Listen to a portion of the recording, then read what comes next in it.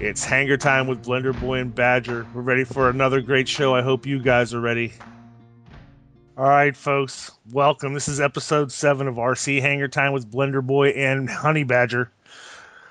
This is a new opening for us, so bear with me. I'm losing my voice a little bit. I got a cold, but we're ready for an exciting show. It's going to be a Goblin show this week, so I hope you Heli guys are ready.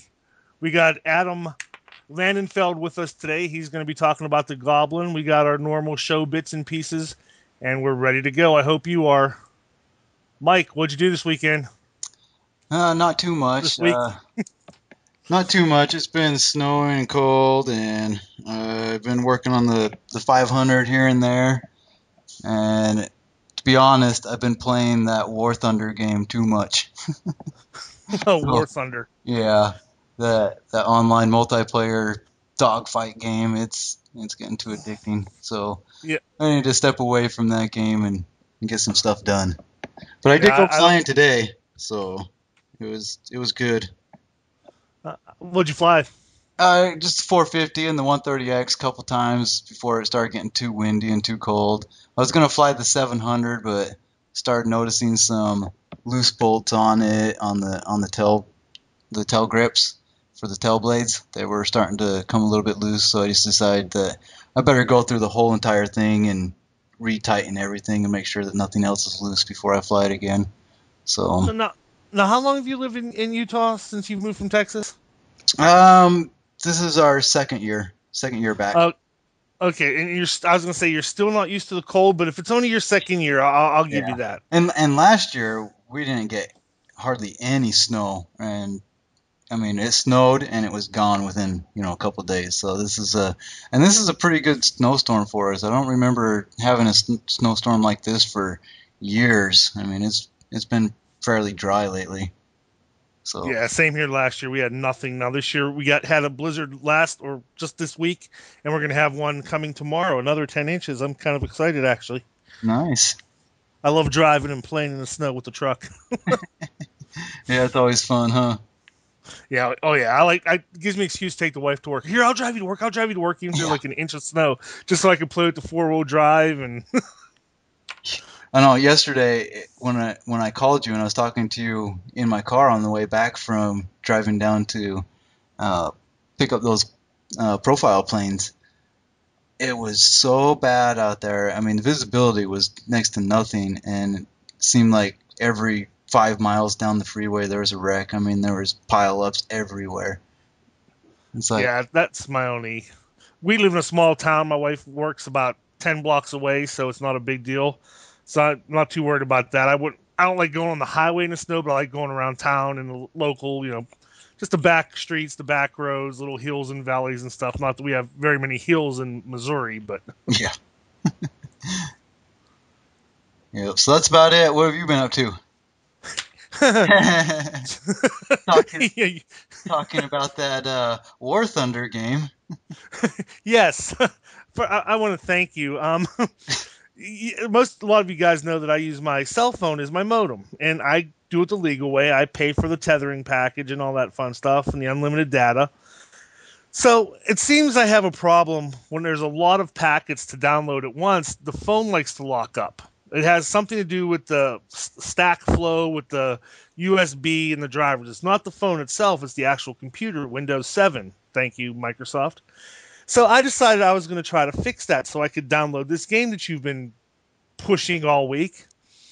And as I go and update my drivers and try to do some other little tweaks here and there, I locked my phone out of my computer somehow. The computer wouldn't recognize the phone as a mass storage device, wouldn't recognize it as a camera, most importantly, wouldn't recognize it as a modem. So for almost 3 days straight, luckily I already shaved my head, so I couldn't pull what hair I do have out, which I do have a full head of hair normally. I was trying to just get back online. So, needless to say, don't have the game downloaded. I haven't even really checked my news the past 3 days for the past day once I got it working again, just so we can do the podcast. But I do blame you ultimately because mentioning the game, bringing it up, talking about how awesome it is, knowing I love flight sims, and the fact that I couldn't download it, I pretty much have myself stranded out here with no internet, no cable, no nothing, all because of you in that game. Thank you so very much, Mike. No problem. Glad I could be of assistance. It You, took you offline for about 3 days. I was wondering if, Agent Orange put you into a coma or the black helicopters found you or something.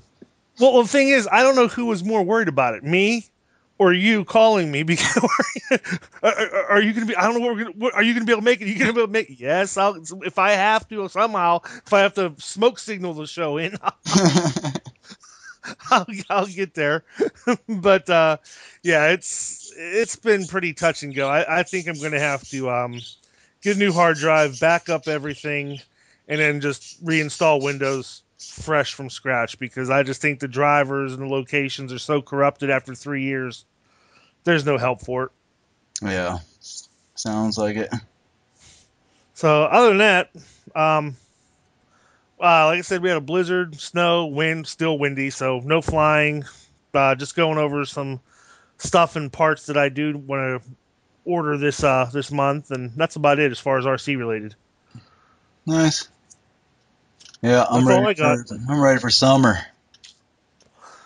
Yeah, I like last year we had no snow whatsoever, so I like an occasional snowstorm, occasional cold. I could do without the wind though. Yeah. I could definitely do without the wind.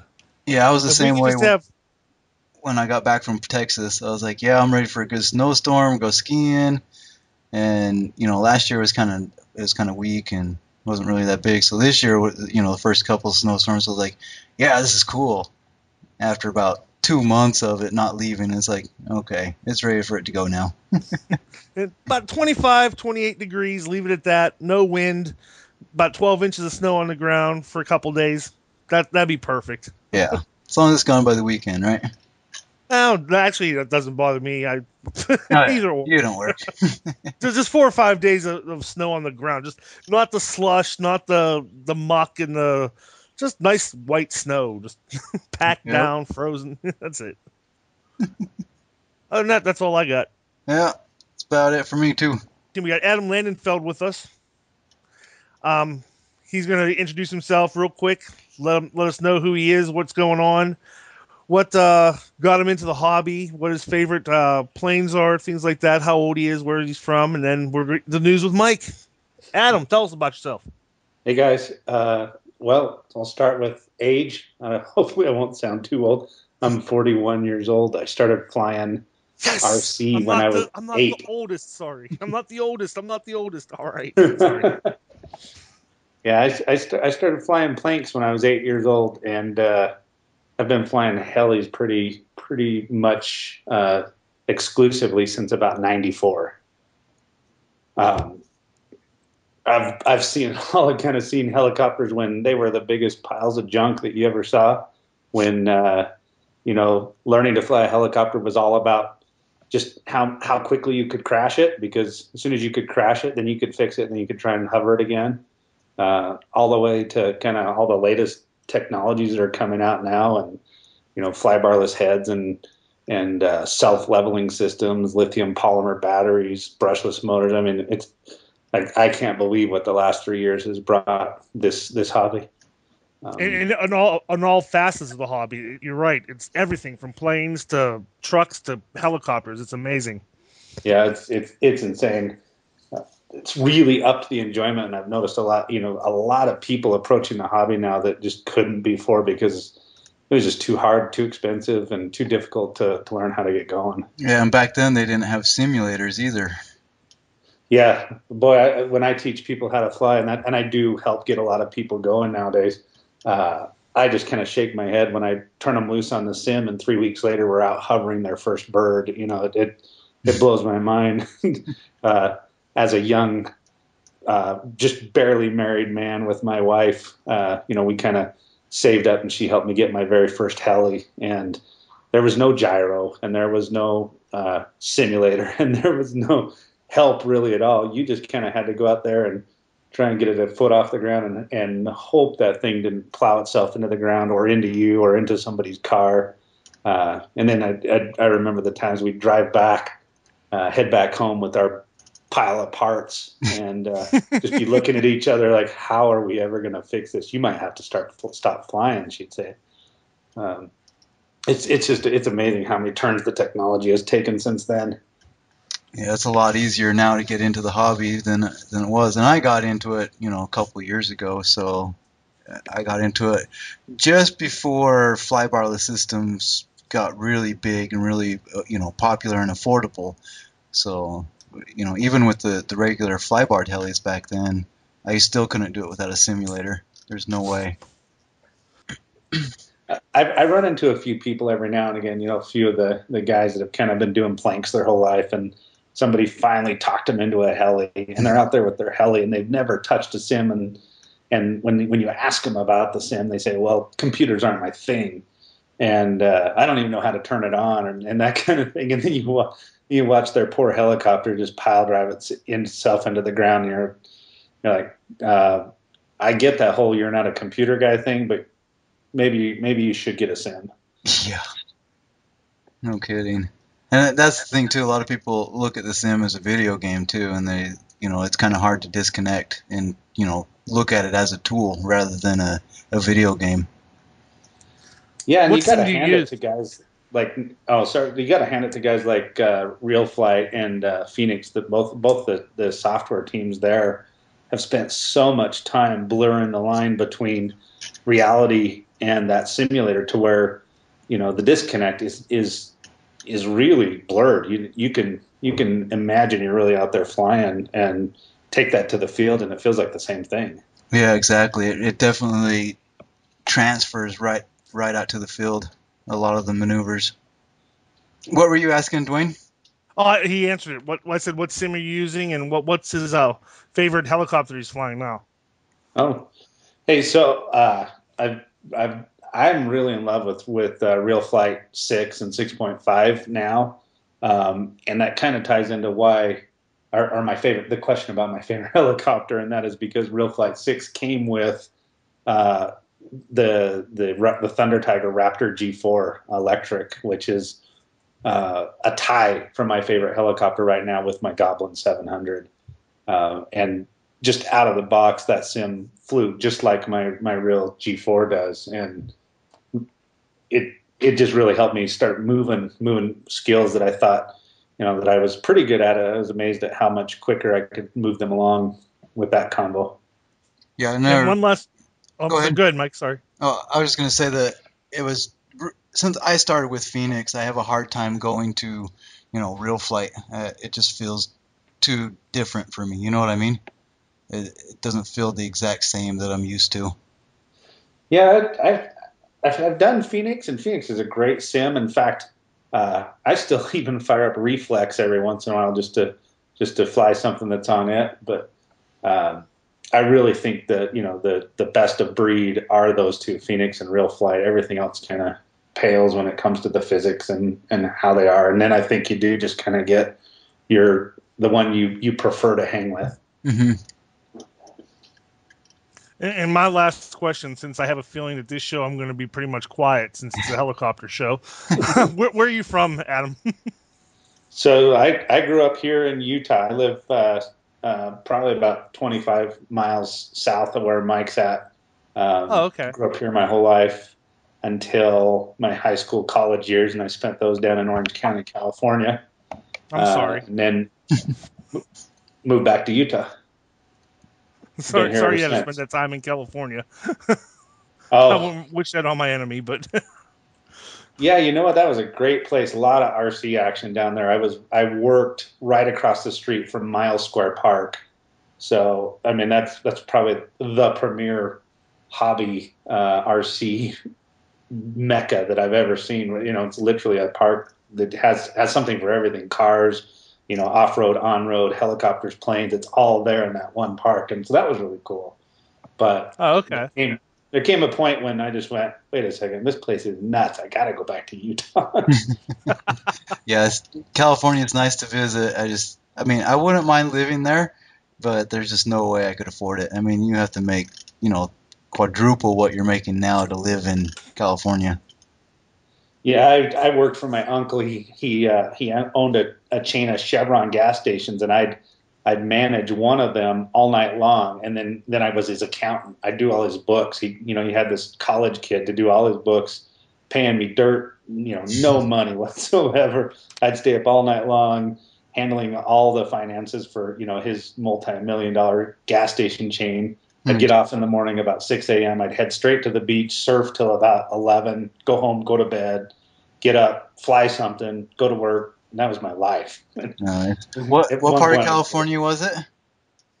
Right by Huntington Beach. Oh, okay. I haven't been that far. We've been up to San Diego. My fiance was born and raised in San Diego and in Carlsbad area.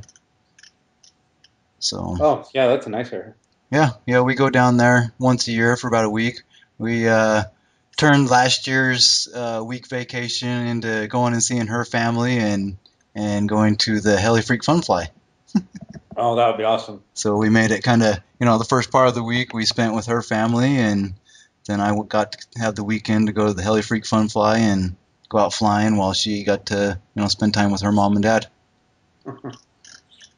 The sacrifices you make, I tell you. I know it was a rough one, but it was well worth it. I know, right? So now we're ready for the news, I take it? Yeah, let's get into some news. Today's show is brought to you by Wings for Wishes out of Montana. You guys can look up Eric Kendall on Facebook, also on our Facebook page, RC Hangar Time. There'll be links to more information. It's a great cause. Please check it out. Thank you. What do you got there, Blender? This week I had a couple things. I want to, first of all, correct myself about the Bavarian Demon that I talked about last show. I did finally find out about it. It is actually the same company as Heli Command. I guess they're just changing their name and logo and marketing, trying to market it different, I guess. So it is still the Heli Command system from what I hear. Is that a good thing or a bad thing? It's a good thing. The Heli Command, like I said, the Heli Command is the number one flybarless system in my opinion to go with. It's just not affordable for me right now. Like I said, it's a $400 or $500 flybarless unit. So one day. And then the other thing I had was I just wanted to mention, and not to let everybody forget about the crash contest that we're having for the profile plane. Right. So I just wanted to mention that in the group. The crash contest is still going. It's going to go into I think the middle of next month, first of next month. So post your best crash picture into the crash contest album, and the person that has the most likes on their picture, that will be the winner of the Edge profile plane. And that's for our group, right? And what's the name of that group again? RC Hangar Time. RC Hangar Time. Now, I think what we need to do also is we need to have for our page too, have a contest on our page instead of just not to the group. Yeah. Because some members aren't members of the group that like the page. So that'll be next month. This was just new guys, so that's why it's just for the group members. But if you are interested in becoming a member of the RC Hangar Time Facebook group, just go to our Facebook page for RC Hangar Time. Let us know. Send us a private message. Send us an email. Put a post up on one of the pages there, and we'll get you into our group. No problem. It's a private group because we like to keep it close knit and keep it so we don't have any troublemakers in there. We'd like to keep the drama out, so that's why it's a closed group. But just send us a message and we'll let you in. No problem. No fees. No nothing. No special rituals you have to go through or anything else like that. I thought we were going to start jumping people in. Oh, yeah, and then, they have to bungee jump naked off of the Sears Tower or something. Yeah, we're still floating that idea. Yeah. But with a swarm of goblins circling them as they come down. Exactly. And I also just wanted to, thank everybody for joining the group and, adding their friends. It's starting to grow. We've almost got 60 members in the group, and we're getting one step closer to our goal. And that would be world domination, right? That's true. Or was that this show or the other show? I can't remember. No, that's this show, but we were promised not to talk about it. Oh, yeah. Okay. It kind of makes it easier to be a surprise thing when nobody else knows about it, Mike. Oh. We'll work on that. We'll work on the tactical part next week. Gotcha. But anyways, that's all I got. I was going to talk about something else, but I changed it to something else, so we'll talk about this else. Horizon Hobby has their new buck stop section of their website. It's basically they have weekly sales and specials, really good prices and bargains. I know Adam, before the show, we were talking about his Ultra Micro GB R2 bind and fly. They got it for $64.99. It's sold out, but normally $99.99, $64.99. They do now have a Park Zone Ultra Micro F27Q Striker for $64.99. They also have cars, radios, trucks, things like that.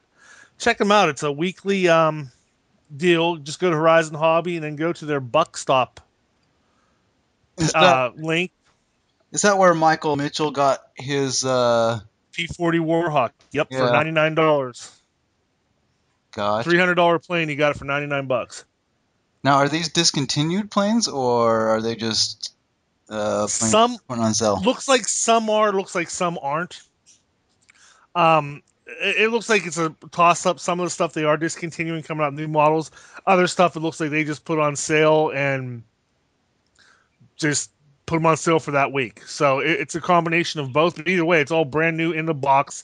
It's not scratch and dent. It's not, returns or anything like that. It's all brand new stuff. Just at pretty cheap prices for Horizon Hobby. I mean, you get a really good deal if you keep your eyes peeled. And yeah, I've seen the same thing with the helicopters too. They've been adding their bundle deals, the 130X and the 300X, where they're adding in an extra battery and some gears or whatever, and lowering the price on that as well. So, well, I guess I'll mention it now. How's this for a deal? They got the MSR X ready to fly for $99. Nice. They got the Blade MCP X version 2 ready to fly for $159. They got Blade 300 bind and fly for $319. They got the MQX ready to fly quadcopter for $149. The bind and fly version is $119. So they got some pretty good deals. Yeah, for sure. Check it out, guys. Here's one for me. They got the Park Zone Ultra Micro P51 bind and fly for $69.99. Normally $99. And that's all I got. You don't have the Mustang? No, I don't have the Mustang. No. I thought everybody had a Mustang. I have an 800 millimeter FMS model. Gotcha. P51. I don't have the little Ultra Micro. It was a toss up between that and the Trojan, and I bought the Trojan when I first got back into the hobby. Something about those trainers. I just love my trainers. You know that. Ultra Micro and trainer. They go hand in hand. Yep. That's all I got. Yep. Same here. So I guess we're going to our guest now? Yep. Well, he already introduced himself, already talked about himself, and I guess this week our topic of discussion is the Goblin. I guess it's some big deal spiel about the Goblin. It's their 337th anniversary or something. I don't know. First RC blendered flight. Something going on with the Goblin that Mike and Adam are all excited about. So I have a feeling at this point on it's going to be their show. But that's okay. I'll learn and I'll listen. I'll listen and I'll learn. I'll be very attentive and paying attention. Yep. By the end of the show, you may be buying a Goblin. No. I still haven't flown my little Ultra Micro MD 530, so until I maiden that, we'll hold off on the Goblin. Yeah, all right. And you guys out there, I have nothing against these helicopters and what they can do. It's just when I watch these guys doing their 3D stuff, I truly get dizzy trying to watch video and trying to watch them in person. So I appreciate it. I respect it. It's just not my cup of tea, so please don't think I'm talking trash on them. Just like I'm sure there's guys out there who don't like scale flying. They think it's boring. So that's just what makes our show what it is. We both have our different views and opinions and likes, and that's why at this point it's pretty much going to be the Adam and Mike show, I think. Variety, right? That's right. Mike, take it. All right. So this week, Adam's here with us, and we're going to talk about mainly the Goblin 500 since it's new and released, and go over some, features and new changes on it and how it flies, and we'll get into talk about the other Goblins as well. So, Adam, you want to take it off? Sure. Yeah. So as I do have a Goblin 500, I was on the pre-order list, which Mike, I think you were too, right? Yep. And so we all counted down the days. When Bert Kammerer got on and announced that it would be available generally to the public on February 12th, I took that as a sign. That was my birthday. So I was like, okay, it's meant to be. I'm supposed to have that machine. I'd been kind of teetering on it, and I'd been talking back and forth with Bert about that. And the topic had always been, hey, Bert, should I get a 630 as my practice machine to kind of practice and shake maneuvers out on before I go to my 700, which I love my Goblin 700, or should I get the 500? And Bert said, well, the 630 is going to feel just like your 700 pretty much, and it's going to cost you just as much to crash. Mm-hmm. And he said, honestly, this little 500 is a machine. I can't believe its presence and how well it flies. He said all his pre-production units were amazing machines. And so pretty much after that conversation, I was in. It was a 500 or bust. Yeah. And now the difference between the 630 and the 700 is only inches, isn't it? I mean, yeah, in they're fact, not much smaller. Yeah, if literally it's just a tail boom difference if you really want to get down to it. If you assemble the mechanics for a 630 and assemble the mechanics for a 700 and don't put the tail boom on, and you can mix them up on the table and it won't matter. Really?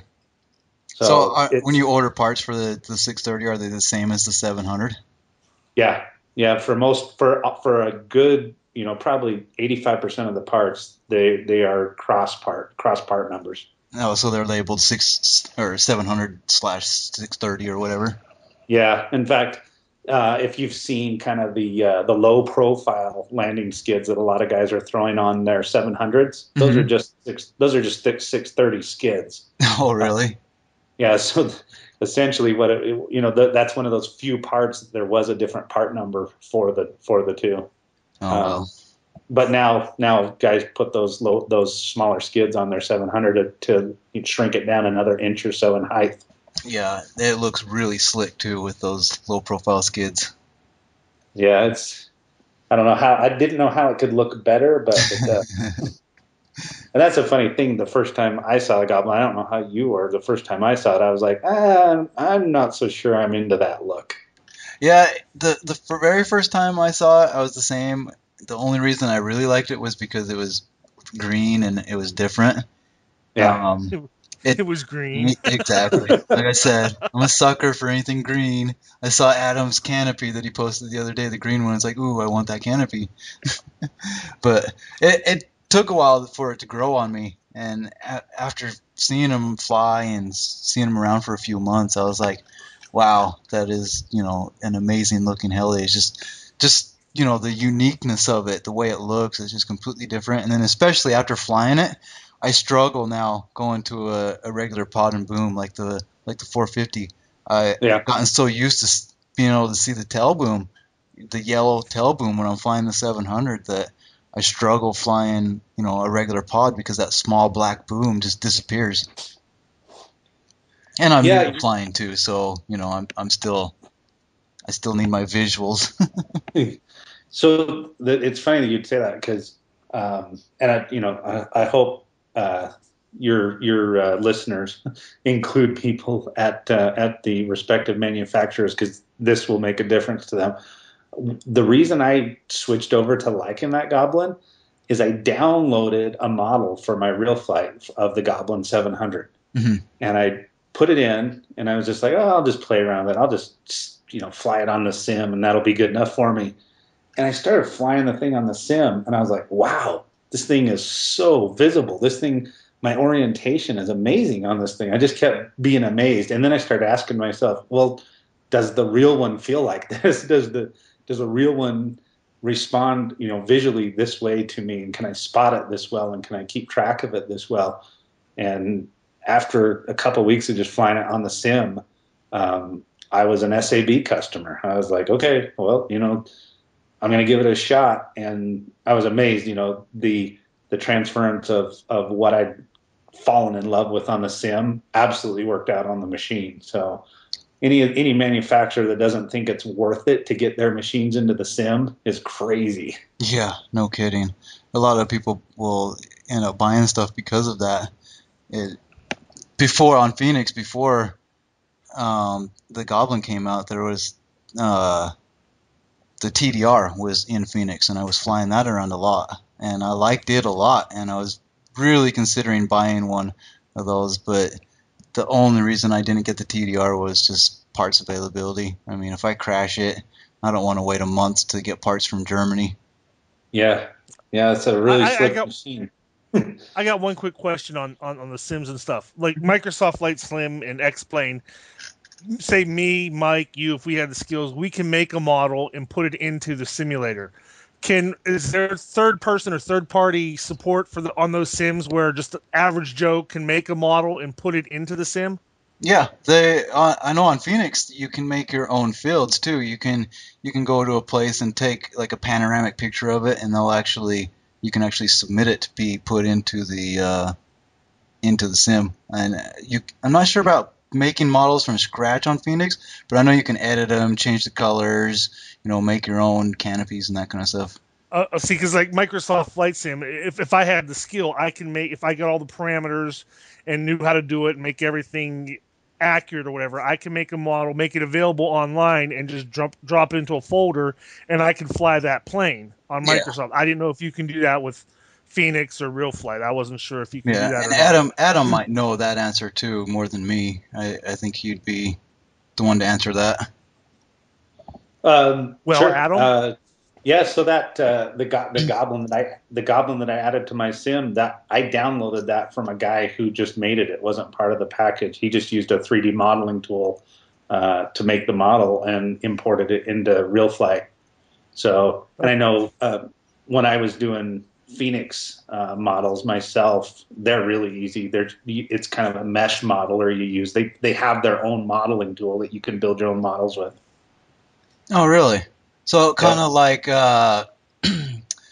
what's that engine for the real engine for the real tournament? Can't remember. I know what you're talking about. I know what you're talking about. Yeah, where you can make your own levels and characters and all that, or even your own game out of the real engine, right? The Unreal or the Unreal tournament. So it's like that. You can download your own engine for Phoenix and make your own models. Yeah, you can. So I know guys have used like Milkshape and things like that as a 3D modeling tool that they can make their model and then they import it. But Phoenix has got kind of a leg up on Real Flight in that they even have a built-in mesh modeler. So all you need are all the photos of all the different sides of your machine. And then you go in and pick like a generic platform, and then you start mapping the mesh to your photo. And you can actually build the model that way. I would be careful with Milkshake, though, because I hear it brings all the boys to the yard, and I wouldn't want that. Yeah. Especially with a young daughter in the house. I wouldn't want all the boys coming to the yard. Sorry. Yeah, I might have to look into making my own models and Helis, because that is my background is 3D modeling and animation. I use 3D Studio Max and all that. Yep. Yeah, that's kind of why I looked into it. That was my college major was computer graphics and 3D modeling. So nice. I kind of took straight to it and could use all my most of the spline based tools that I used. I could export them as DXF and import them into the Phoenix tool. Oh, really? Yeah. Yeah, I'm gonna have to mess around with that. That just sounds. And like going back to the flight sims and stuff, that just, it's amazing where they've come from. Because even when I started, there was no such thing as a flight sim. I mean, there was Microsoft Flight Sim and stuff like that, but nothing. And you could use Tower View, but it was nothing like flying an RC plane. And the dynamics, the flight dynamics, were all full scale dynamics. They weren't like the model itself. So you really got no feel of what the plane would do. Yeah, that's clear back. What was it? Real Flight 2, I think, was the first RC sim that I finally went, okay, it kind of feels like my real heli.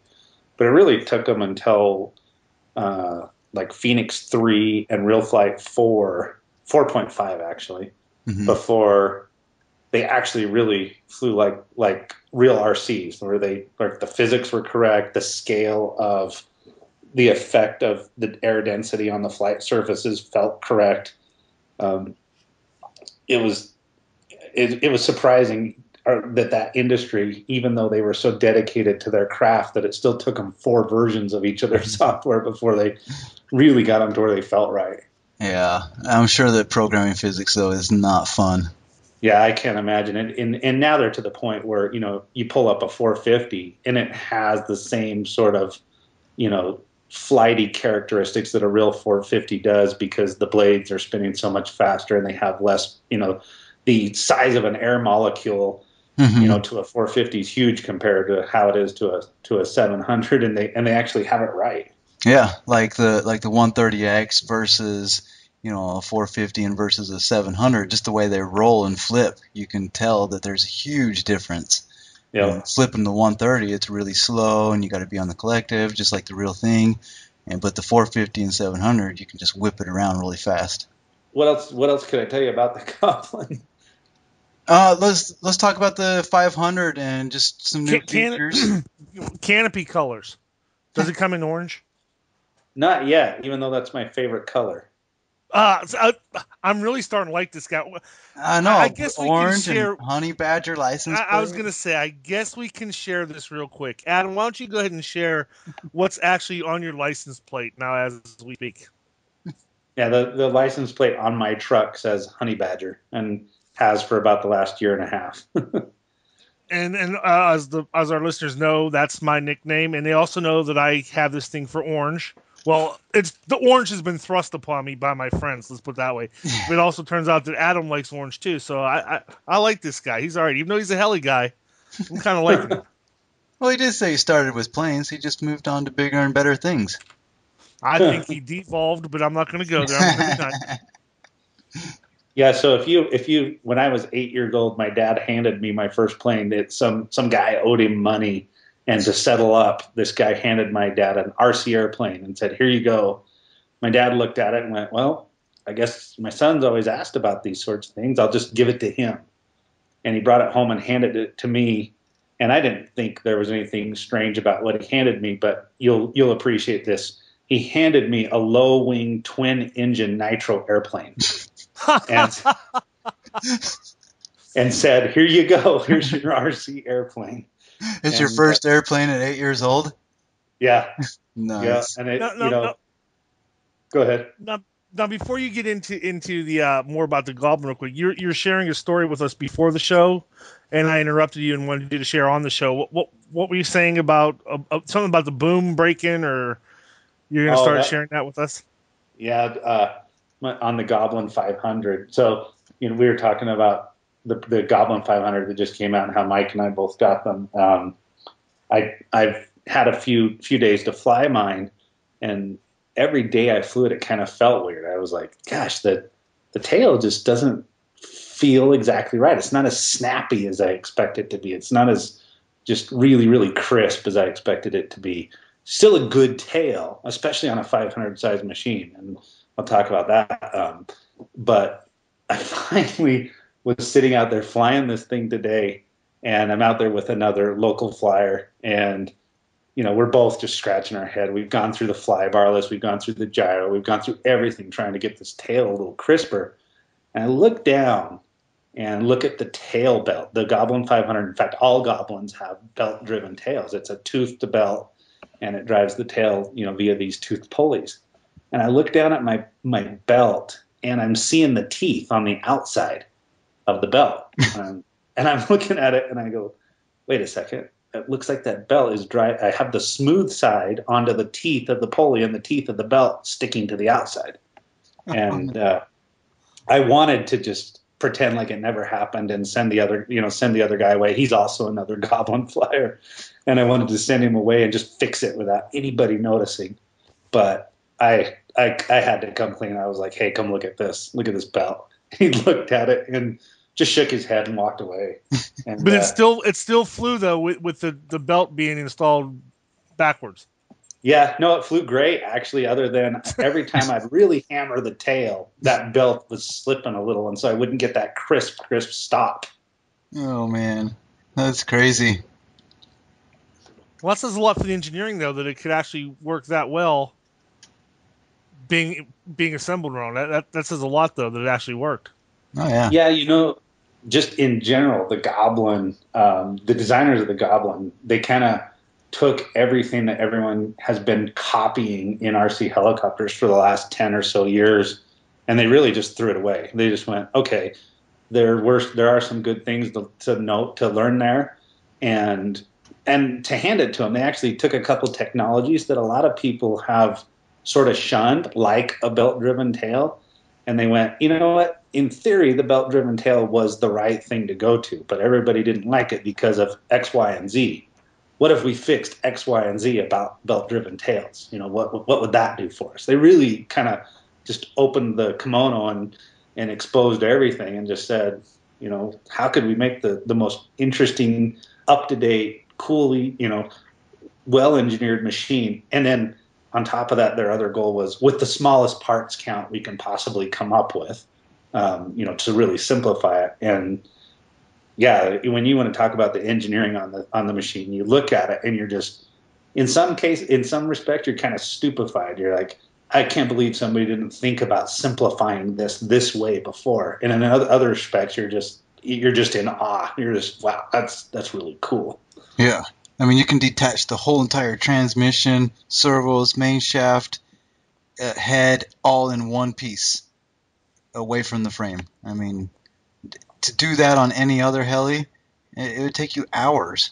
I mean, you could probably take, that whole transmission off with everything on it in 5 minutes. Yeah, it's really modular. I do a lot of beta testing for Castle Creations, and they sent me a new speed control a couple months ago. Was it the Talon 90? No, this was actually an Edge. Anyway, and I can't really say much more than that about it right now. Yeah. But they sent it over, and with the instruction that they wanted it in my Goblin. I usually beta test stuff in my Raptor G4, and I was looking at it and I was like, dang, that in my Goblin, the speed control, it's inside a little pocket, and you kind of got to disassemble part of the frame and to get into it. It's a little bit of a pain. I looked at it again and I was like, but wait a second, this is the Goblin. You can take the whole side of the frame off in like 2 minutes, get access to the speed control, and then pop the frame back on. So I did, and I literally, within 20 minutes, I had this new speed control installed in my Goblin, and I was like, wow, if I had done that on any other carbon fiber framed machine, I'd still be pulling the one frame side off right now.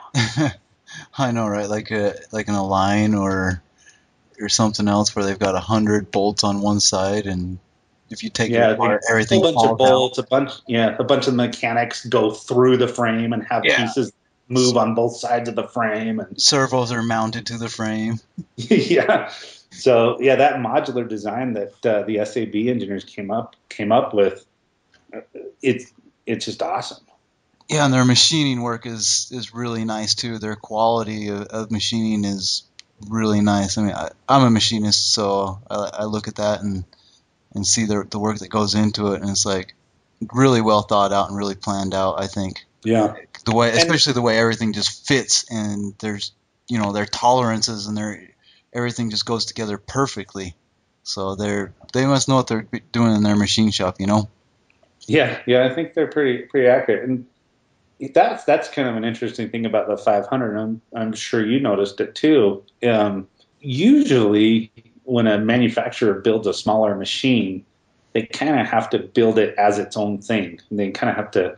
They can't really take what's working really well on a big machine and scale it down. They kind of have to rethink a bunch of it to work in that really small form factor. Mm-hmm. So the pilot can put it together even sometimes, or sometimes you just can't even machine the same thing that you could machine in a big size. You just can't get that sort of resolution on a small piece. The mechanics and layout and the engineering of the Goblin, it scales down when you put your 500 together, and when I put my 500 together, did you look at it and just go, wow, this is exactly the same as my big one, only little? Yeah, exactly. I mean, everything felt the exact same as the 700, and I mean, you notice a few little minor changes, but nothing serious. I mean, it still was almost the same or the same idea as the bigger one. It's like they just shrunk the 700 down to a 500 sized heli. Yeah, like the tail. Most of those things that I did notice that were a little different, I looked at them and went, wow, that will probably show up on the bigger machines because that's a great idea. Yeah. Like the tail not having the 700 has those, the two plastic bolts that hold the tail boom at the top, but then through the sides of the frame have those two sort of clamping studs that are part of the breakaway system, right? Yeah. And in the 500, they kind of took those two clamping studs away and just put little rubber detents in, figuring this is a fail spot that we expect it to pop away anyway in the event of a crash. So let's just even simplify that further. And I think the result will be that you don't crack as many frames there. So I don't know how often you've crashed your 700, but when I've crashed my 700 and launched the boom out, which is a cool design, that boom launches out, I've thrown it 20 feet from the machine and it's fine. Wow. But I haven't put usually, my 700 in yet. well, I'll probably cry. It's surprisingly resilient. But usually those two clamping studs crack the frames when they, when whatever shear forces kind of hit the boom and pop it out. Yeah. With that 500 design, with the little rubber detents and the little nubs that stick out, it just eases out and nothing breaks, and I'm sure it'll go back together fine. Yeah, and I've seen. Did your boom make it through the crash? Because I've seen a lot of booms that have made it through a crash, and that's what everybody complains about at the Goblins. Like, oh, if I crash it, the boom's going to cost me so much money, But they're meant to break away, and they don't break. I mean, you really have to hit it hard to break it. Boom, boom, boom. Let's go back to my. Oh, sorry, guys. Go back to your corner. I was kind of drifting there a little bit. Yeah, on my 700, it took 5 crashes before I had to replace a boom. Really? So, yeah, just cosmetic damage is all you had? Yeah, a couple times I'd have a couple paint chips or something, and I actually bought some of the exact same yellowish green so I could fix that. So that my vanity kind of took over in that case. But I spat the boom out a couple times where literally the boom was laying 30 feet away from where the helicopter crashed, and it's sitting there in one piece. And I'm looking at it going, that's just not possible. And the funny thing is when I decided to buy the Goblin, one of the things I did is I went out and I just took a standard crash list, and I kind of took one of my normal crash lists from, say, a Raptor G4, which would include, landing gear, tailbone, tail blades, spindle shaft, and just kind of a standard crash list. And I applied it to the Goblin, and it turned out it was cheaper to fix the Goblin on that crash list than it was to fix my G4. Yeah, and that's what I noticed too when on the Heli Freak forums when people were complaining about buying a Goblin or looking at buying a Goblin, and they're saying, well, if you crash, the boom's going to cost so much, but they're adding up, say a T-Rex 700, you add in, a torque tube shaft, a new boom, all your gears, all your umbrella gears and tail gears and all of that. It ended up being more expensive. Yeah. So, for instance, one of my Raptor G4s, if you damage the tail, you're looking at $47 boom, you're looking at a $26 torque tube, and 2 $10 bearings that are glued to that tube. That's entry point. If nothing else were to break, that's all you got. So that adds up to just over $90. And the Goblin boom, if you were to destroy the boom, which it took me 5 crashes to do so, it's a $70 boom for that 700. The belt just disconnects, and literally you're $20 cheaper already, right there. Yeah, and I mean, what else could go wrong? I mean, tail blades. What else? I mean, you'd have to be really bad to, damage some blade grip or tail grips or the pulley on the tail. Yeah, and so just in general, it's that kind of stuff that's made me just kind of I look at SAB, I look at all the other manufacturers, and I kind of figure they've set a new bar. They've kind of changed what people should be expecting out of high-end helis, and they did it at the same time that they did probably one of the most amazing social product launches of all time. That being the Goblin 500. Yeah, that was just, and that's the thing too. The Goblin 500 brought in so many users to the SAB market because not everybody wanted or could afford the 700 or the 630, but having a 500 sized heli, most people, almost everybody's got a 500 sized heli or 550. So that I think that's going to bring a lot of people in, and even the forums, they had to create their own sub forum on HeliFreak. Hold on, not everybody. Well, you'll get not everybody. You'll get one quick, eventually. Real quick, how big is a 500 size heli? What's the dimensions of the rotor roughly? So you're looking at two 500 millimeter blades with about 80 millimeters of head in between them. So just about 30 inches, just over a meter. Okay. All right. Sorry to cut you off, Mike. I just wanted to let our listeners know not everybody has one. So if you're a listener out there and you don't have one, don't feel bad. Don't feel like you're being snubbed. No. And that's the thing, too. It's definitely not a budget build, but it's definitely well worth it. Like, Adam was saying, just the crash factor alone. I mean, you crash a T-Rex 500 or 550, it's going to be so much more expensive. And plus, everybody that I know, and I'm sure you know Chris Whipple that flies at our field, Adam. He put his 550 in last year, and he still hasn't got it going because it's pretty much a whole rekit. Yeah.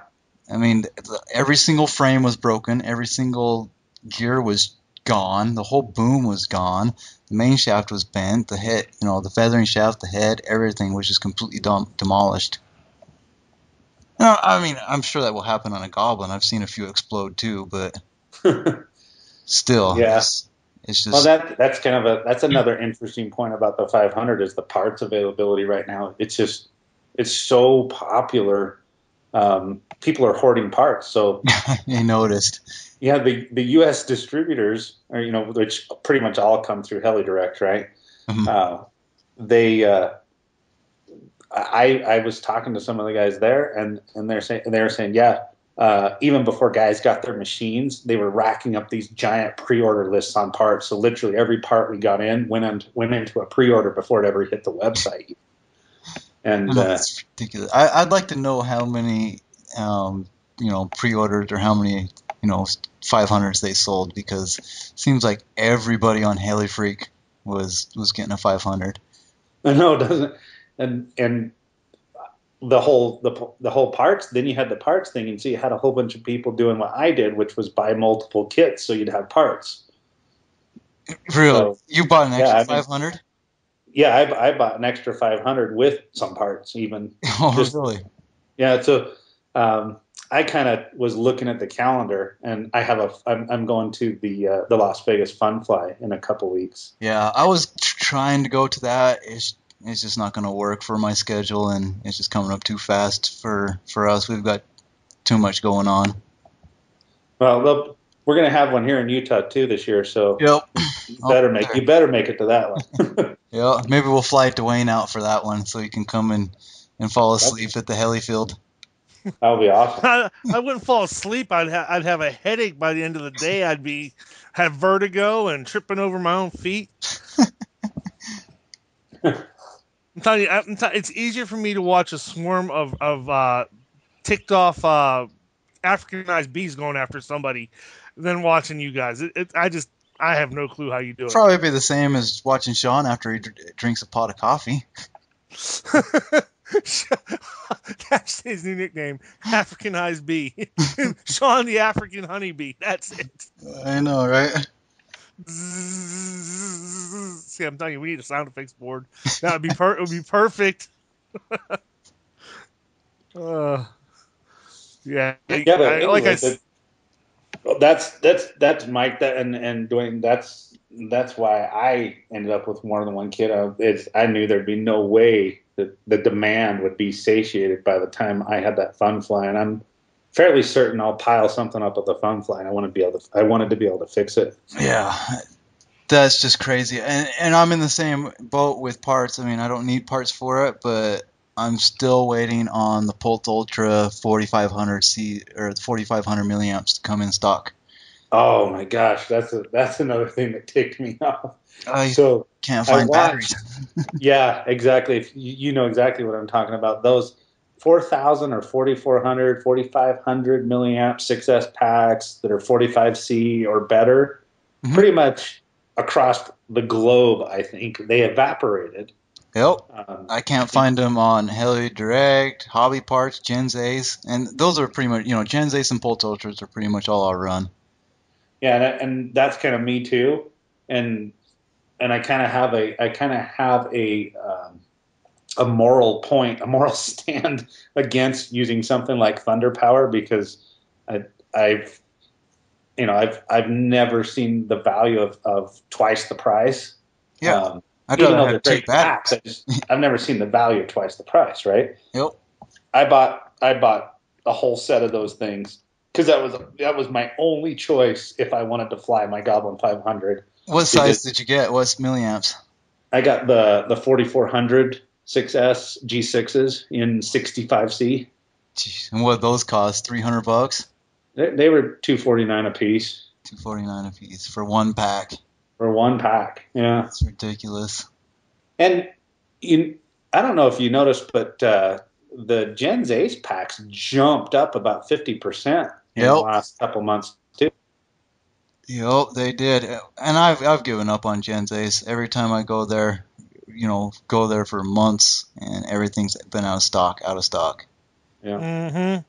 It's impossible to get batteries from them anymore. It must be Tarek Alsada buying them all up or something.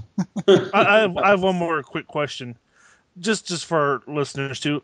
What's your plank to blender ratio now, there, Mike? Mine? Yeah. Let's see. I think I got 5 Helis and 4 airplanes. Yeah. And what was it when I first started talking to you? Probably. Well, it was 4-1, wasn't it? No, 2, because all I had was the FPV planes. And the combat wing. Yeah, but your ratio, your plank to blender ratio, is increasing as opposed to the opposite. Well, that's just because just want to point that out. That's just because airplanes are cheaper than helis. Smart ass. Just smart ass. But anyway, but I'm just saying, like I told you when we started the show, by the time we're done here, you will be a planker. That's all I'm saying. Yeah. What about you, Adam? You got any airplanes left? Yeah, I actually do. I actually have a 1/6 scale P40 that I put about 300 hours into it and glassed it and did the full scale treatment on it with rotating retracts and everything. Oh wow!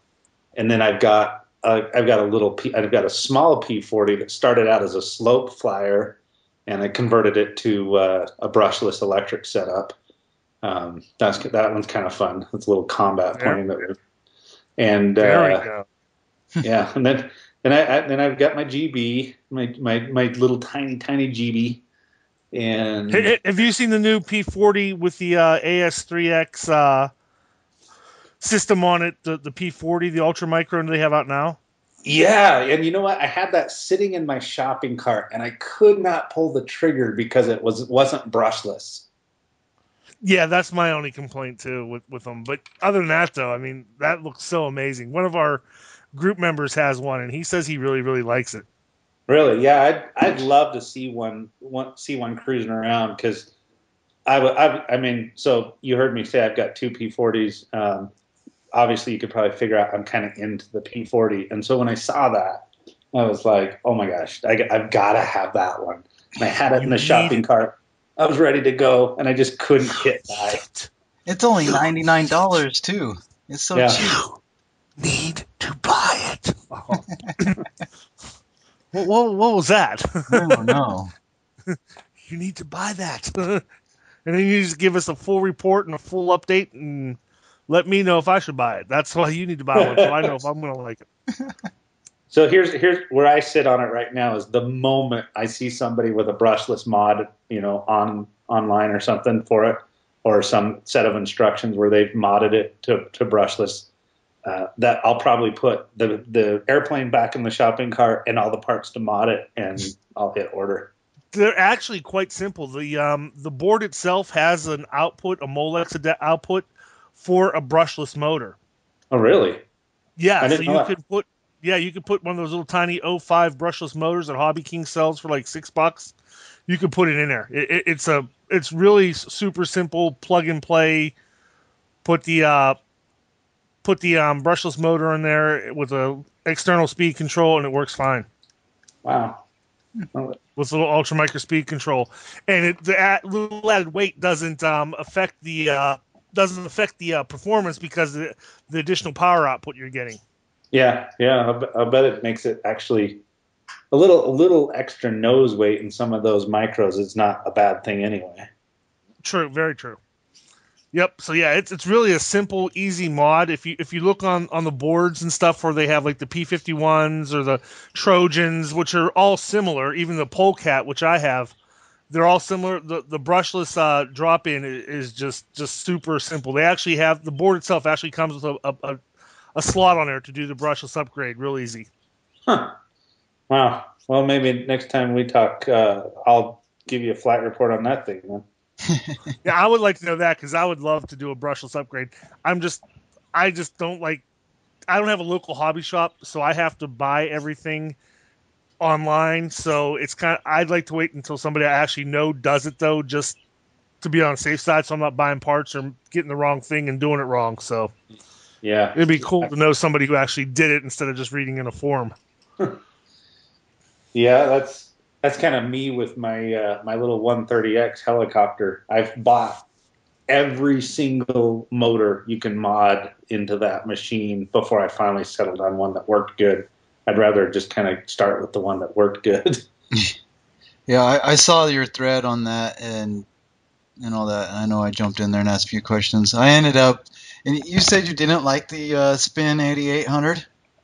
The Spin 8800 I didn't like at all. In fact, I got one here at the house. If you want one, you can have it.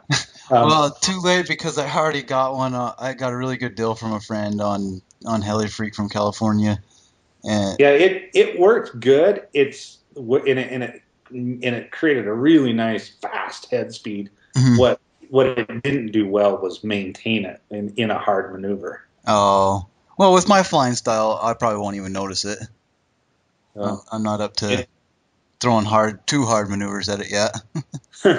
Yeah, putting in that little HP10S though made the 130 so you can actually smack it around. You can really, big rainbows and TikToks and all kinds of stuff. It kind of blows your mind that you can do that kind of stuff with a heli that's the size of your shoe. I know. I still need to get out and see that thing fly. But so have you flown your 500 yet, or are you still putting it together then? I haven't yet. They screwed up on my order. They shipped out the heli, and they didn't include my quantum motor for it. So I had to call them up, a couple days later, and be like, my motor still hasn't shipped. It's saying that it's, back ordered, but it's showing that it's in stock on your site. What's up? And they're like, oh, we're going to ship it out tomorrow. And that was on the Friday, and I just barely got it this week. So, and I haven't had a chance to get the motor in and program all the, the speed controller and all that to it. What speed controller are you going to use? I'm torn. I don't know. I got the Talon 90 for it, but I have the Castle 100 with the BEC Pro that I pulled out. I pulled all the electronics out of my Logo 400 when I sold the airframe to get the Goblin 500 because I was just going to transfer everything over onto it. So I've got both of those speed controllers, and I've heard some things with the Talon that people aren't liking it, or they're smoking it. But I mean, I understand that's part of the deal too. You never know with electronics; it could have just been a bad speed controller, because the one post I saw on Heli Freak was the guy that he just plugged everything in on the bench and he smoked everything. Yeah, and that's I saw that guy's thread, and I'm not sure how that happened. Let's just say I'm kind of dubious to the explanation his. It definitely could be a user error thing, but you just never know. I mean, Sure. they could have had something bad in the board or something. But I've also heard, I mean, isn't Kyle Stacy running the Talon 90 in his Goblin? And Yeah, both Kyle and some of the ones that some of the 500s that Bert was running had Talon 90s in them, and they both loved them. I actually bought a Talon 90 for my Goblin for the 500 and ended up using the Ice 100. Yeah, and that's the other thing. The Ice 100, I'm leaning towards it more because I didn't realize the Talon didn't have data logging. Yeah, and that right there is exactly why I switched to the 100 was just for the logging. Yeah, I've kind of learned over my I stuck with nitro for a lot of years and kind of shunned electric, but when I decided to do electric, I went just crazy into it and tried to learn everything about it, and I learned how to really get the most out of those speed controls by watching the data logging. So in the end, it just I had to go to the 100 so that I had the data logging. Yeah. I wasn't going to use the BEC inside either one of them. So Talon does have a really nice BEC, but I'm really partial to Western Robotics for BEC, so I put a Super Mini on it and just the Ice 100. Yeah. And I had the Ice 100 and the Cascration BEC Pro, the same thing I've got here that I'm going to put in the 500 in my 550, and I flew my 550 really hard, high head speeds, and I was even flying 553 main blades on it, and I never had any issues with it. Yeah. So wait a minute, it doesn't even come with electronics? No. How much does this thing cost? $649 for the kit with blades. You supply all electronics. You're kidding. Yep. My wife isn't even worth $649, and she comes partially functional. She's sitting right next to me as I say that, so I'm allowed. But I think I heard her yell, "Shut up!" $650 and no electronics. Yeah, like I said, it's not a budget build, Heli. Yeah. God. It's not a bind and fly. It's nothing. It is a full on hardcore 3D machine, and it will cost you without packs. You'll be $1,100, $1,200 to put it in the air. Well, I definitely have to correct you, Mike, saying where you said that. One day I'll have one. Yeah, probably not. I'm thinking the day that a snowball can land on the sun is probably the day that I'll have one of those. I mean, unless I win the lottery tomorrow, I don't see any of my planes ever, or even if I get more in Helis, more than $200. That's just wow. I mean, wow. I mean, that thing better make me a smoothie.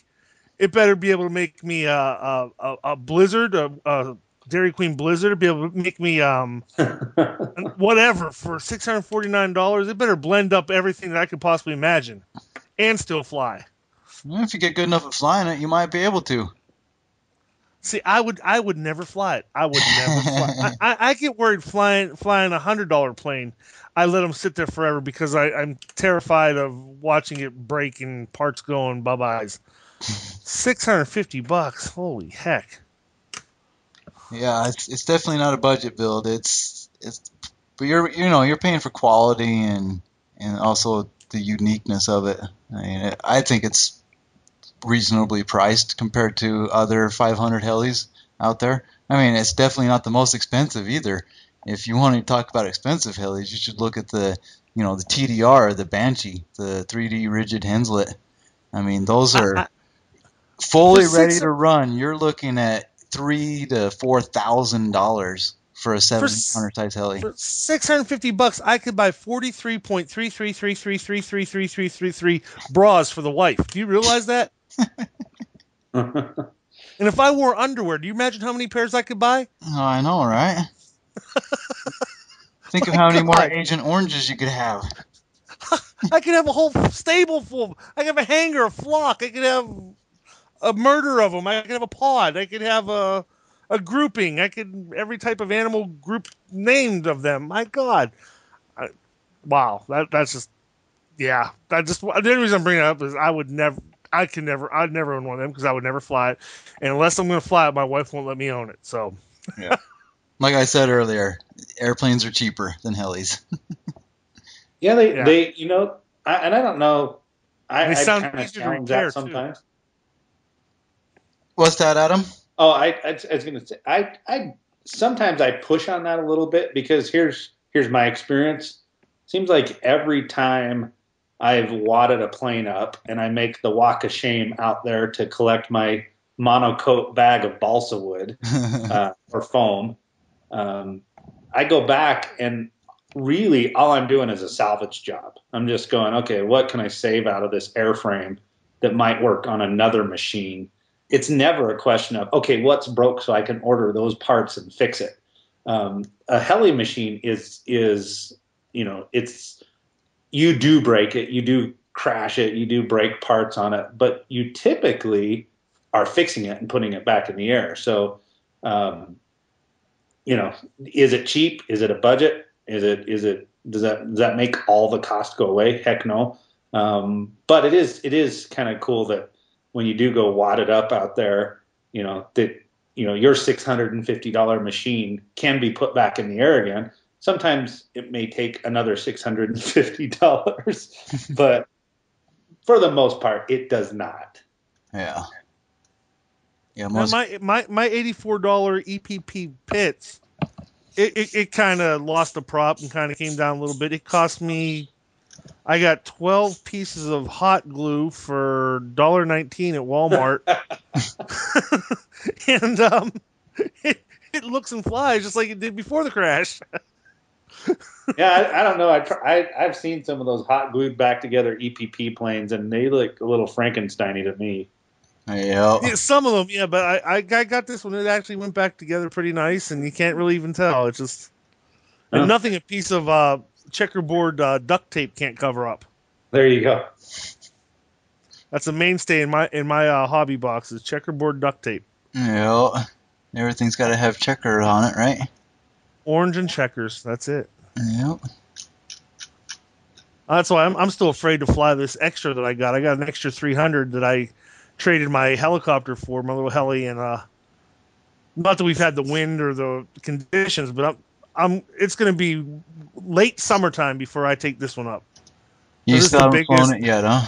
Oh no, it's the biggest and it's the most what should I say, scale-like plane that I have. I mean, I have the little 800 millimeter P-51, and I've flown the Trojans, the airfields, but this is the Horizon Hobby Extra 300, and I just I'm going to wait until I'm really, really comfortable with my pits and where I'm flying and stuff. It's just yeah, I'm going to hold off.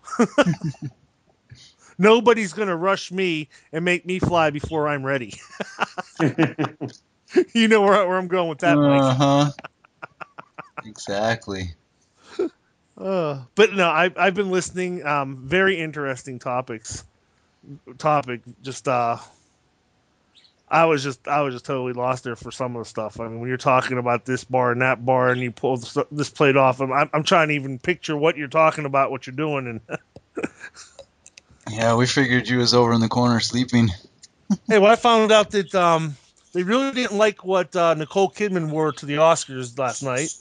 Nice. Lindsay Lohan's been subpoenaed. Her assistant's been subpoenaed. We're trying to figure out if Steven Spielberg has good genes or good doctors because he looks younger now than he did 20 years ago. Oh, sorry, that's TMZ. Never mind. Well, what did you learn about the Goblin? I learned it's expensive. I learned that it is cheaper the booms are only like $29 or under $50. I learned that if you break a boom. that the booms do shoot out and they fly off. Instead of just cracking the whole plane, they kind of shoot off. And Adam actually threw one out about 50 feet at one time. Yep. See, I was paying attention. I can multitask. You're learning. I'm still confused about this Steven Spielberg, though. He does look awfully good for as old as he is. Yeah. I don't know. Yeah, maybe he has access to the Ark. Yeah, you never asked Adam about his screen name. Oh, yeah. Jedi Jawa. Speaking of Steven Spielberg, I know he's not Star Wars, but I've never seen a Jedi Jawa. Yeah, I don't. That was kind of the whole point. That's my what you're seeing is you're seeing my old gamer name. So back in the day, and I still game quite a bit now, but there was a point in my life when I think my entire life revolved around the next game or the next, tournament or the next, LAN party. And gaming was like the Helis are to you now. Yeah, I kind of went through a phase there, and I had two online personas that a lot of people knew me by. One was Jedi Jawa, and that was a name made up to kind of be, kind of like an oxymoron, Right. And then the other name was Stinky Finger, and so I started having, then I had some kids, and I have children that could kind of when they started getting to be able to read, they'd say, "Well, what's Stinky Finger?" And no. Why is your finger stinky? Yeah, Daddy. Come on, tell us, Dad. Come on. So but that was the point when one persona was shot in the head and the other one was allowed to live. Well, I don't want to bust your bubble here, but there's a possibility. I was talking to Mike before you logged on. What if Yoda is actually a Jawa? Same size. He wears the similar robes. What if Yoda is a Jawa? Because I was asking if there are any Jawa Jedis, and I'm thinking like Yoda, same size.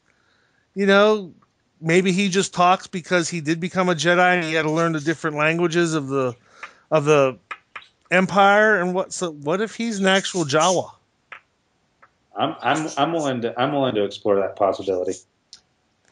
What if you're Yoda? There's an even bigger question. Yoda's going to have a hard time with the transmitter box. Those little clawy fingers. I don't think he could get the sticks very well. He doesn't need his fingers. He uses the Force. Come on now.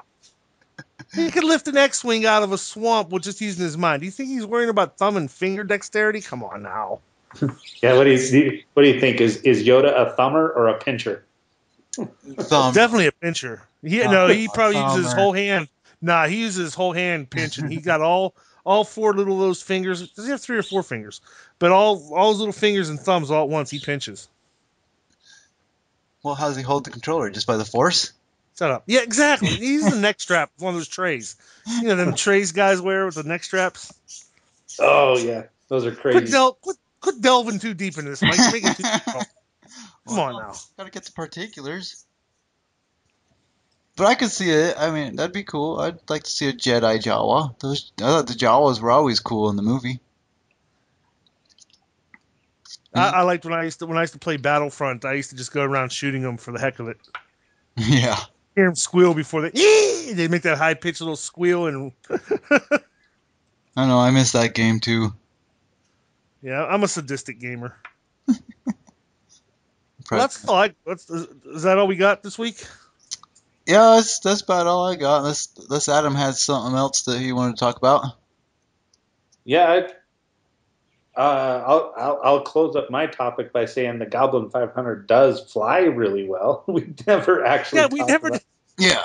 We never asked how it flies. We just all this talking, and we never said, do we get a thumbs up or a thumbs down on how it flies? Yeah.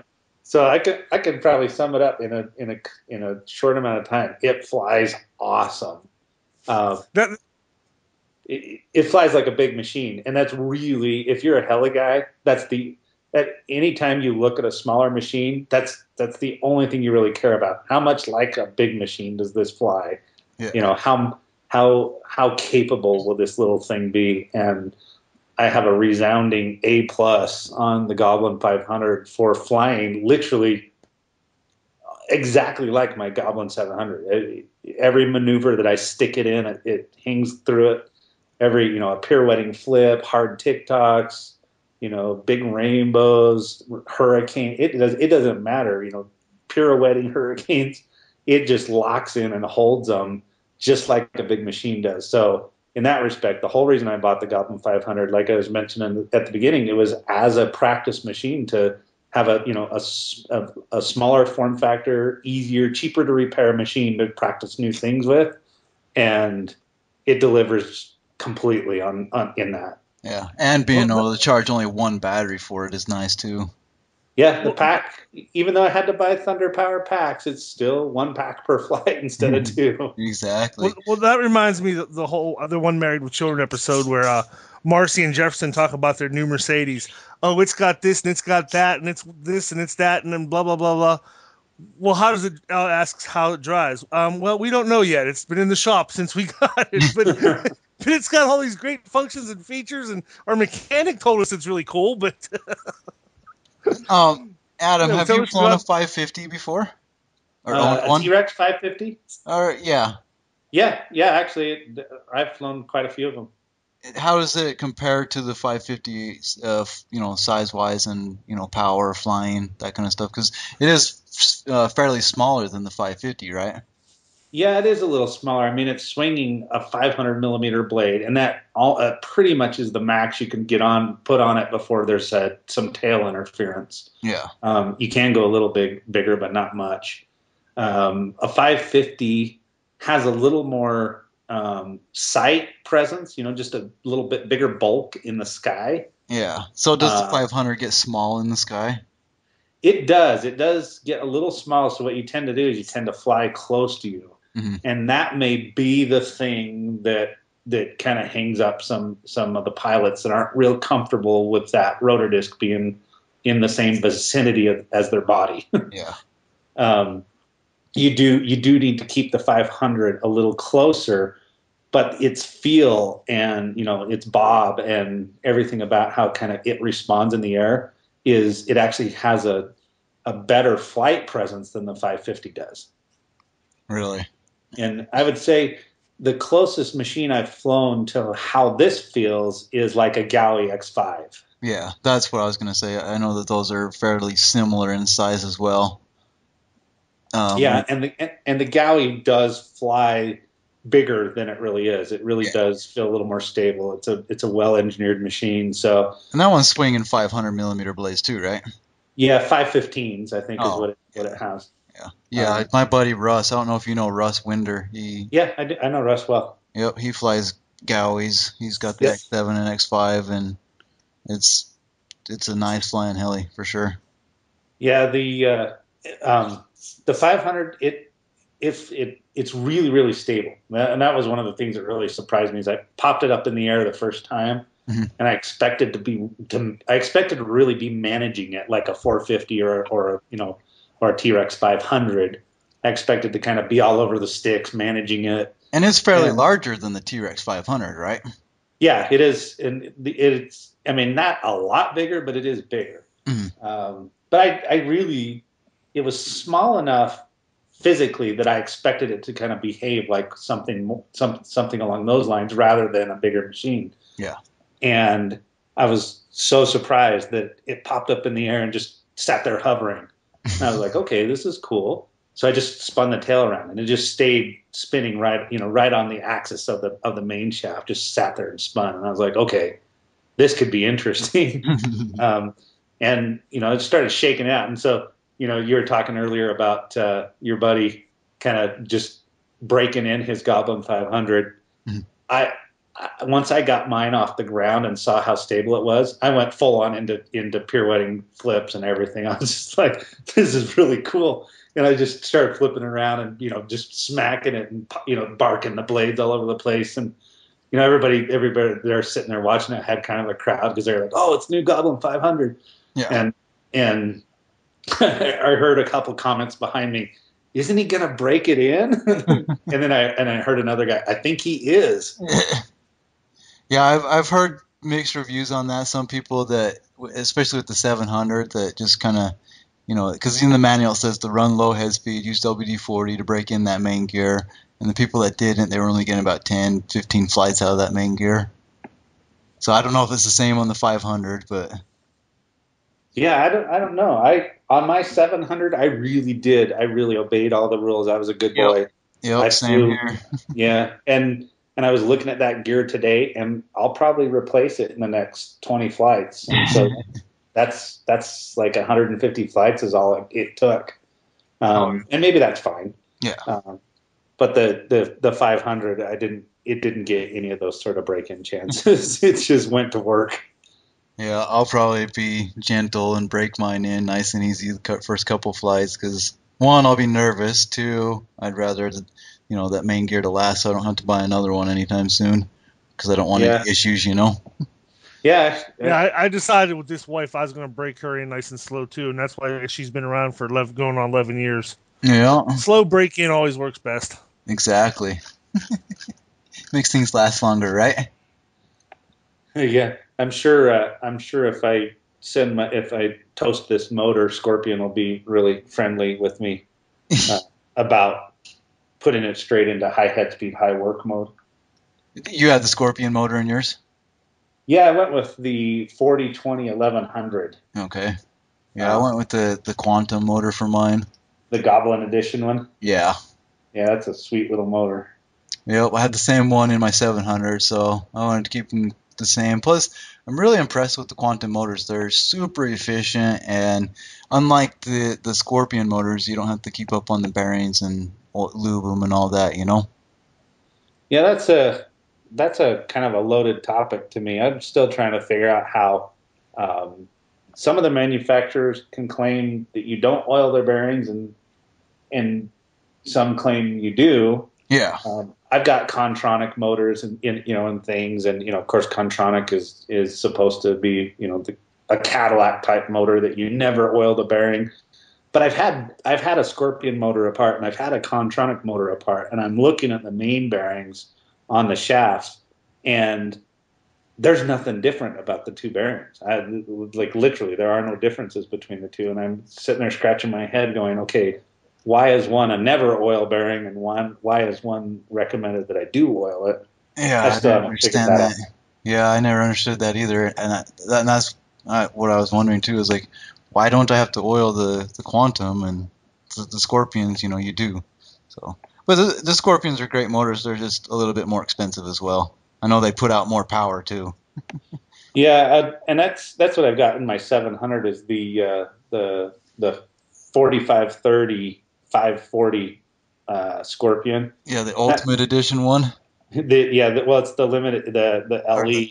Yeah. And it's its peak output is like 1100 watts. I mean, it seriously is about its peak. It's like a 12 horsepower motor. Yeah, and I think that the Quantum is right around like, I think I did the math and it was like 8 horsepower. So. Yeah, and you pay for it, right? So you could shorten your flights. You build more heat. You tax the batteries more. I mean, that's the thing is, there's a way to put together the right drive package for any person's flying style. I'm convinced. Exactly, and I'm happy with the way my stuff flies. I mean, like I said, I'm still new. I haven't been flying helis very long. I'm going on my second year, or I mean my third year of flying helis. So it's enough for me, enough power, anyways. Well, I've seen your most recent posting. You're clearly moving up. You're clearly logging time and getting to be a better pilot. Yeah, I've been really trying this year, and I really want to, get out and fly. Since I went to a swing shift at work, I'm really going to try to go outside, every day and fly at least a couple packs, whether it's the 130 or the 450 or whatever. I want to get up to a better skill level, up to where you guys are at, Yeah, I think we all have that same sort of, I want to be up for that guy. Exactly. And that's why I like going to the field and flying with people that are better than me. And I can see them, and it's like, and I can also get advice too. Like, oh, how'd you do that? Or, oh, I want to do that move. I'm going to go learn it. You know what I mean? Yeah, that's the true value of flying with other people is you're either mentor or you're being mentored. But either way, it kind of all contributes to the hobby. It all kind of keeps people moving forward. Yep. One quick last question. What flybarless system did you put in the 500? Oh, I went with the CGY 750. I'm kind of exclusively CGY 750, and the reason I am is because the tail on the CGY 750 is the best tail I've had on any flybarless unit. And I've done V-bar, and I've done Icon. I haven't owned Icon, but I've flown them, and I've done Beast, and really nothing compares to the tail that the CGY 750 can put out. Yeah. And not even the V-bar, huh? Yeah, even the V-bar, the tail's not as good, especially since the 1.3 firmware revision for the CGY. Mm-hmm. It just got even better. But that tail bit me on my Goblin 500. Oh, really? I put it in the air, and I'm just so used to the CGY 750 just working out of the box, just having a great tail on any machine you throw it on. And I put it on that 500, and it just had a bad wag back and forth, just wham, just side to side, side to side. Yeah. And I kept changing the gain and changing all kinds of different stuff, and never could get it to stop wagging with just kind of the basics changes. And so I really had to get down into the advanced settings and start messing with some of the settings that I typically try to avoid at all costs. Yeah. Before I finally came on to the exact combination that made it perfect. And I was like, wow, that was an adventure and a learning procedure, so I better share it. And I posted a Run Rider tip on it so that other guys with 500s could learn from it. Yeah. And do you think that has to do with the new design on the tail, how it's got that I hear Jake was saying it was like a delta mixing on how the blade grips are actually tilted just a little bit rather than being twisted. vertical. Yeah. Yeah. I don't know. I think what I noticed is it takes your servo only has to throw just the amount of movement it takes to get it from lock to lock on the tail travel. Mm-hmm. is only a tiny bit of servo travel. So in a bigger machine where the servo really has to go back and forth quite a ways to get it lock to lock, on the 500 it's just super, super tight. And I think most of that's just because most of my trouble with the tail was because my servo was so fast. Gotcha. And it's so fast and such a little amount of movement moves the tail rudder so far that I just had to dial a bunch of stuff back. Gotcha. Yeah, I can't wait to get mine up and going and get down to the field and fly with you guys. Hopefully this never-ending winter will finally go away. You've entered Narnia. If you're willing to believe a 1 week out weather. Yeah. Sorry, my friend, you're in 45. Narnia. The cold witch or whatever is in control, buddy. You can't come out of the closet now. It's too late. Yeah, I know. Well, that's all I got. Yep, that's about it. You got anything else, Adam? No, that's great. Thanks for letting me talk Goblin with you guys. Yeah, thanks for coming being on. It was definitely a good show, and we're glad that you decided to be able to come on, especially on short notice like that. Usually. Thanks for inviting me. Yeah, for sure. We'll definitely have to get you on again here pretty soon, and do another show. I was thinking of doing maybe even a live show from our fun fly in the summer. I want to hear about that GB. That's what I want to. I want to hear him talk about that GB. Let's do it. Sounds good. Well, thanks for coming on again, Adam, and I guess we'll see you down at the field sometime. Yeah, I'll see you there. Get your butt out and fly. I know. All right, guys, that was another episode of RC Hanger Time with Blender Boy and Badger. Don't forget, you can email us with suggestions or comments or hate mail directed toward me at rc.hangertime.com@gmail.com. You can also like our Facebook page. Just search for us, RC Hanger Time. We have a comment section there also. We'd love to hear from you guys.